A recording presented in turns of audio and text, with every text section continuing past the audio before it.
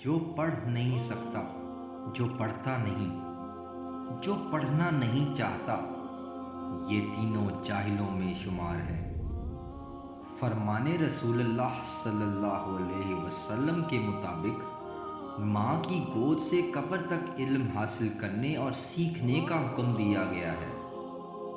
इसलिए अपनी सोच को तालीम या इल्म व हिकमत की जानिब पेवस्त करें। हर रोज़ कुछ ना कुछ ज़रूर पढ़ा और सीखा करें। सबसे अफजल कुरान करीम को सीखना है। इसके बाद अहादीस और तारीख़ की मुस्तनद कुतुब से सीखकर अपने ख़यालात को मुस्बत तजज़ियात से जोश देना है। और ये हर मोमिन की ज़िम्मेदारी है, मेरी ज़ाती राय नहीं।